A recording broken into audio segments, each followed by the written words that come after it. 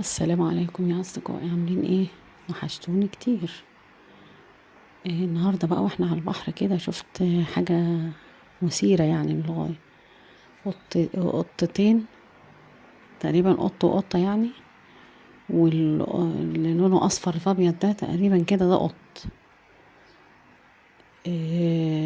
يعني عاوز يهجم على القطة بأي طريقة، والتانية طبعا عاوزة تجري منه وتهرب ومش عارفة تعمل ايه، وعماله بتبص في جنبها كده عايزه بس يعني تاخد مساحه او حاجه، مش عارفه. التاني واقف لها عمال ينونة وهو زي ما انتوا شايفين، عاوز بس ايه يمسك الفريسه.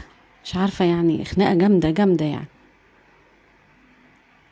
والتانية مش عارفه تتحرك لدرجه يعني، بص ده بيقرب عليها بايديه وهي بتبعد وبتنزل لتحت، مش عارفه تفلفص منه.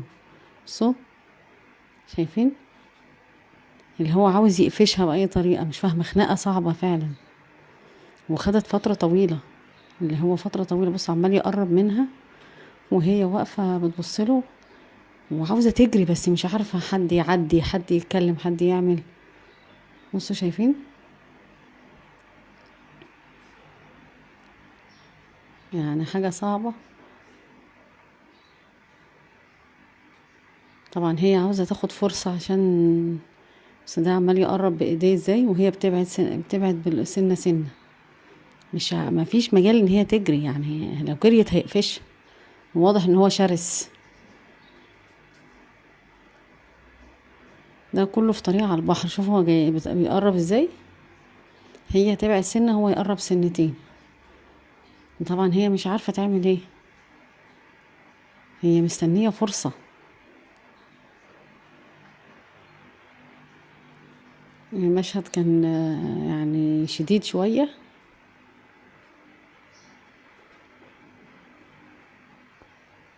وطبعا يعني كنت مستني ايه يعني لما اشوف ايه اللي هيحصل.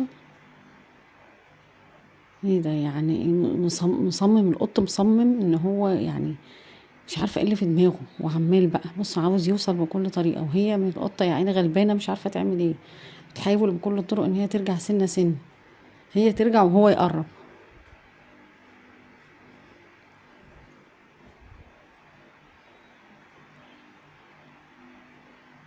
عندما قعدت في الارض مش عارفه تعمل ايه.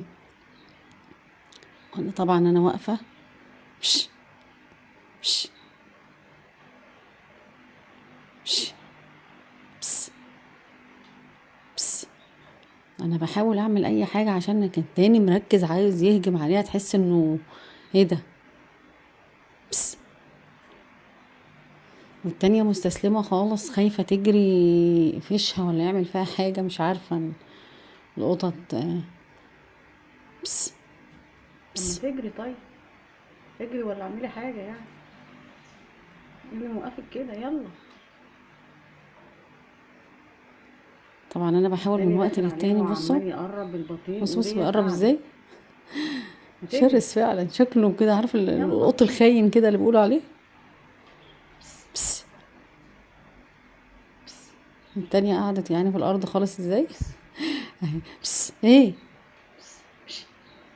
يلا اجري. ها جريت، ما صدقت حد قال بس عمل، هي لفتت عينيها كده راحت جري. ايه في ايه مالك؟ ما تهدى كده. ايه في ايه؟